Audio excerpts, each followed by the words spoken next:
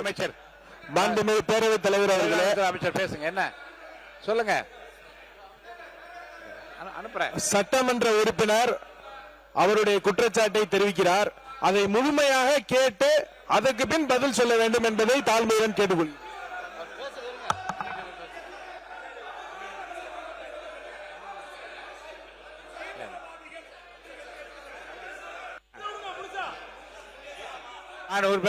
பேரவைத் தலைவர் அவர்களே, நான் பத்திரிகையாளர் செய்தியில சொல்லல.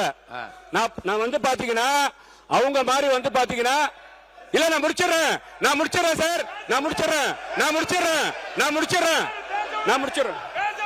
நான் வந்து பத்திரிகையாளர் வர செய்தியில சொல்லல, நான் பத்திரிகையில வரக்கூடிய செய்தியை சொல்லல, ஆதாரத்தோட சொல்றேன். பத்திரிகையில வரக்கூடிய செய்தியை சொல்லல, ஆதாரத்தோட சொல்றேன். உட்காருங்க. நான் பத்திரிகையில வரக்கூடிய செய்தியை சொல்லவில்லை. உட்காருங்க. நான் பத்திரிகை வரக்கூடிய செய்தியை சொல்லவில்லை. உண்மைக்கு புறமான செய்தியை சொல்லல. நான் பாதிக்கப்பட்டிருக்கிறேன், நான் நசுக்கப்பட்டிருக்கிறேன், நான் கஷ்டப்பட்டிருக்கிறேன்.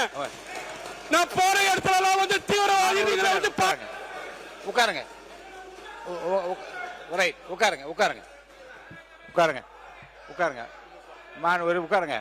மான் உறுப்பினர் இருங்க, வேற யாரும் பேச வேண்டாம். மான் உறுப்பினர் தமிழ் நான் இருங்க, அவரை ஒண்ணு நான் இருங்க.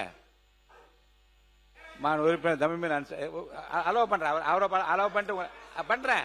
அவர் பண்ணிட்டு உங்களை பண்றேன். மான் உறுப்பினர், மாண்புமிகு பேரவைத் தலைவர் அவர்களே, மாண்புமிகு உறுப்பினர் அவர்கள் தன்னுடைய அறிமுக உரையை ஆற்றிக் கொண்டிருப்பதனால் நான் குறுக்கிடக்கூடாது என அமர்ந்திருந்தேன். சிஏஏ என்ற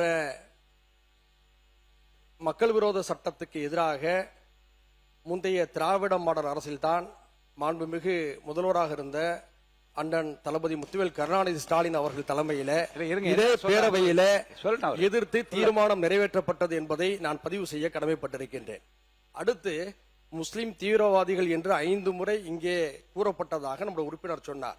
அப்படி எந்த ஒரு கருத்தும் இந்த அவையில் பதிவு செய்யப்படவில்லை. எனவே நீங்கள் அதை அவை குறிப்பிலிருந்து நீக்க வேண்டும் என்று கேட்டுக்கொள்கிறேன். ஒன்றை புரிந்து கொள்ள வேண்டும், சிறைவாசிகள் விடுதலையில் கூட ஏற்கனவே அதிமுக ஆட்சியிலே மாண்புமிகு அண்ணன் CV சண்முகம் அவர்கள் இருந்தபோது திண்டுக்கல் மீரான் மைதீன் போன்றவர்கள் விடுதலையாவதற்கு அவர் துணையாக இருந்தார். அடுத்து வந்த திமுக ஆட்சியிலே இது பற்றி பல முறையீடுகளை செய்த போது அவர்களுக்கெல்லாம் சிறை விடுப்புகளை தந்து அவர்களுடைய வாழ்க்கையில குறைந்தபட்ச மகிழ்ச்சியை ஏற்படுத்தியது முந்தைய திராவிட மாடல் அரசு என்பதை நான் பதிவு செய்கின்றேன். மாண்பு உறுப்பினர் ஜவஹர்லால் அவர். மாண்புமிகு பேரவைத் தலைவர் அவர்களே, சட்டமன்ற உறுப்பினர் தன்னுடைய அரசியல் வாழ்க்கையை எங்கள் பேரியக்கமான தமிழ்நாடு முஸ்லிம் முன்னேற்ற கழகத்திலிருந்து தொடங்கியதாக சொன்னார். அவருக்கு நான் நினைவுபடுத்த விரும்புகின்றேன். தமிழ்நாடு முஸ்லிம் முன்னேற்ற கழகத்தினுடைய கோரிக்கையை ஏற்று பிற்படுத்தப்பட்ட முஸ்லிம்களுக்கு 3.5 விழுக்காடு இடஒதுக்கீடை வழங்கியவர் முத்தமிழறிஞர் கலைஞர் என்பதை இந்த நேரத்தில் சுட்டிக்காட்ட விரும்புகின்றேன். வக்ஃபு திருத்த சட்டத்தை பற்றி கூறினார்.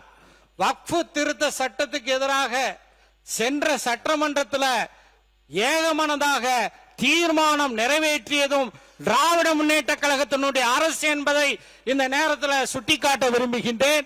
அதே போல நீண்டகால சிறைவாசிகளை விடுதலை செய்ய வேண்டும் என்ற எங்கள் கோரிக்கையை ஏற்று இதே சட்டமன்றத்தில் என்னுடைய உரைக்கு பதிலளிக்கும் போது அவர்கள் விடுதலை செய்யப்படுவார்கள் என்று சொல்லி 21 நீண்டகால சிறைவாசிகளை விடுதலை செய்தது திராவிட முன்னேற்ற கழகத்தினுடைய அரசு என்பதையும் இந்த அவையிலே பதிவு செய்ய விரும்புகின்றேன்.